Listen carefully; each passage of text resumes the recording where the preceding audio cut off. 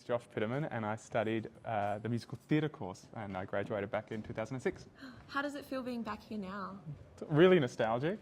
I'm walking through these bombing and halls of things that bring up a lot of memories for me, all really good memories, and I had a wonderful time here. I learnt so much, and yes, it's just beautiful to be back in it and step into it all again. Well, it's great to have you back. And what's a story that you could share with us from your time at the Arts Academy?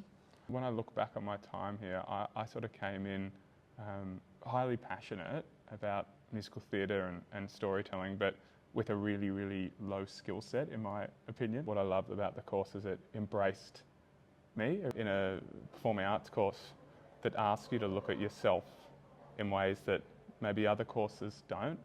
I mean, acting is so personal.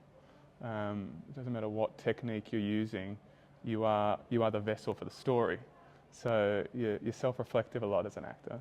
I felt like here that what I really gained was improving skill. Like I wouldn't really call myself a singer when I walked in here. I could sing a tiny bit. When I walked out of here 3 years later, I felt like a really strong singer. And over the course of almost 20 years, how does it go that fast, since I graduated, I've just improved that. But this instilled a work ethic in me. It made me passionate about practicing the art of practicing. I think that's maybe a forgotten art that I certainly got here, and that was certainly instilled in us, certainly instilled in me by the staff here, and I think that's what's special about it. Every single teacher and lecturer and professor was so willing to give you so much of their time to impart wisdom on you, and so most of the impactful moments for me are just how giving the staff were, how much love they had for what they had to share. And being a current student, I still feel that now. Could you tell us a little bit about your career after graduating the Arts Academy? It's a career of highs and lows. I think people get to see the highs a lot. I've just ridden the waves of it. I've had a sort of unwavering desire to want to push myself and want to improve.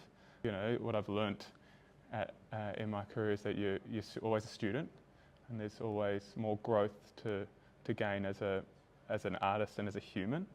And I think as I've grown more as a human, my art's grown and my ability to be able to tell stories authentically. So when I talk about the things I've done in my career, I played great roles like the Phantom of the Opera here and in London, and Jean Valjean in Les Mis, and Tony in West Side Story. And what advice would you give to somebody wanting to pursue a career in musical theatre?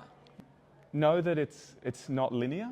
That I think it's a sort of a Marcus Aurelius quote, if you want to get philosophical with it, but the obstacle is the way. The ability to ride with those directions, the imperfect path is actually fine. That it's not, I get out of uni, I audition for a bunch of shows, I'm going to the ensemble, I swing, and then I understudy, and then I play a lead role. It's like, it doesn't happen like that. It happens in all sorts of different ways for all sorts of different people, and just embracing the path and feeling like that you remain a student forever, there's power in that.